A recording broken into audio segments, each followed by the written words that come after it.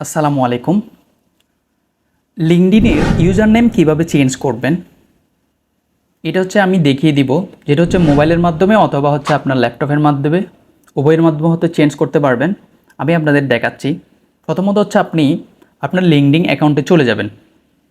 চলে যাওয়ার পর এই যে আমি স্টেপ বাই স্টেপ দেখাচ্ছি।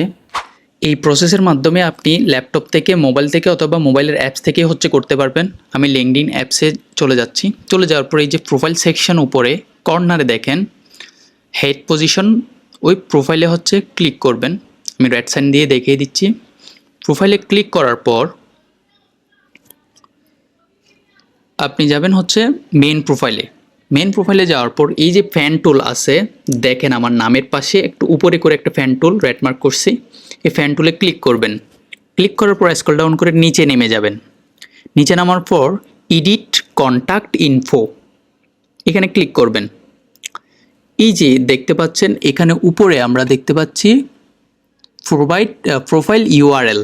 প্রোফাইল ইউআরএল যে সেকশনটা আছে ওই সেকশনে ক্লিক করে দিবেন। তাহলে আমার রিডাইরেক্টলি প্রোফাইল ইউআরএল এর সেকশনে চলে আসবে।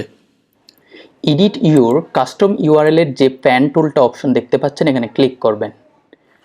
ক্লিক করার পর আপনার যে ইউআরএল আছে, যে প্রেজেন্ট ইউআরএল, এটা শো করবে। আমি কি করব, আমার যে প্রেজেন্ট ইউআরএল আছে এটা ডিলিট করে দিব। এবার আমি আমার নাম দিয়ে, পুরো একটা নাম দিয়ে আমি আমার ইউআরএলটা দিয়ে ট্রাই করব। দেখেন আমি আমার নামটা টাইপ করতেছি। টাইপ করার পর এই যে আমার ইউআরএলটা নিয়ে নিছে। দেখেন আমার ইউআরএলটা নিচে এই যে সেভ অপশন চলে আসছে। যদি আপনার ইউআরএল না পাওয়া যায় তাহলে সেভ অপশন আসবে না। এমন একটা ইউআরএল দেবেন যেটা ইউনিক থাকতে হবে। এই যে আমার ইউআরএলটা সেভ হয়ে গেছে। এটাই আমার ইউজার নেমের ইউআরএল। জাস্ট এই ইউজার নেমটা যদি আমি এখন আমার ফেসবুক অ্যাকাউন্টে প্রোফাইল সেকশনে লিঙ্কডইন অ্যাকাউন্ট দিয়ে লিঙ্ক অ্যাড করে দিই, তাহলে আমার নামে ক্লিক করার সাথে সাথে আমার লিঙ্কডইন অ্যাকাউন্টে চলে আসবে। এইভাবে আপনারা আপনার প্রোফাইলের ইউআরএলটা চেঞ্জ করবেন।